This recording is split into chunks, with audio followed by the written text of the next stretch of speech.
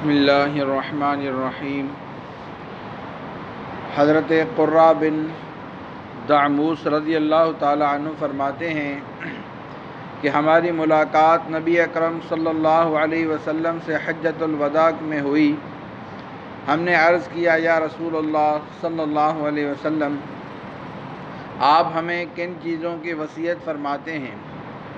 آپ صلی اللہ علیہ وسلم نے ارشاد فرمایا، میں تم کو اس بات کی وصیت کرتا ہوں کہ نماز قائم کرو، زکوٰۃ ادا کرو، بیت اللہ کا حج کرو، رمضان کے روزے رکھو۔ اس میں ایک رات ایسی ہے جو 1000 مہینوں سے بہتر ہے۔ مسلمان اور ذمی یعنی جس سے معاہدہ کیا ہوا ہے، ان کے قتل کرنے کو اور ان کے مال لینے کو حرام سمجھو۔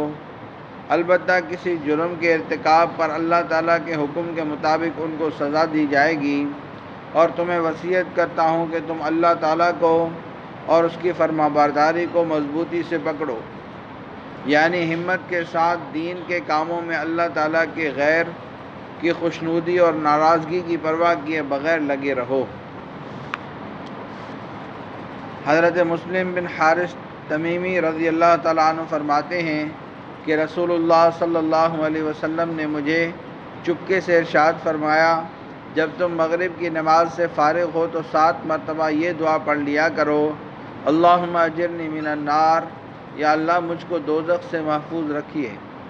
جب تم اس کو پڑھ لو گے اور پھر اسی رات تمہاری موت آ جائے تو دوزخ سے محفوظ رہو گے، اور اگر اس دعا کو 7 مرتبہ فجر کی نماز کے بعد بھی پڑھ لو اور اسی دن تمہاری موت آ جائے تو دوزخ سے محفوظ رہو گے۔ فائدہ: رسول اللہ صلی اللہ علیہ وسلم نے چپکے سے اس لیے فرمایا تاکہ سننے والے کے دل میں بات کی اہمیت رہے۔ ام فروہ رضی اللہ تعالی عنہ فرماتی ہیں کہ رسول اللہ صلی اللہ علیہ وسلم سے پوچھا گیا کہ سب سے افضل عمل کیا ہے؟ آپ نے ارشاد فرمایا، اول وقت میں نماز پڑھنا۔ حضرت علی رضی اللہ تعالی عنہ سے روایت ہے کہ رسول اللہ صلی اللہ علیہ وسلم نے ارشاد فرمایا، قرآن والو یعنی مسلمانوں وطر پڑھ لیا کرو، کیونکہ اللہ تعالیٰ وطر ہیں اور وطر پڑھنے والے کو پسند فرماتے ہیں۔ فائدہ: وطر جو ہے وہ بے جوڑ عدد کو کہتے ہیں۔ اللہ تعالیٰ کے وطر ہونے کا مطلب یہ ہے کہ اس کے جوڑ کا کوئی نہیں۔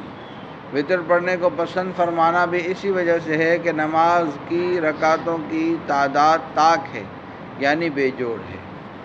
اللہ تبارک و تعالیٰ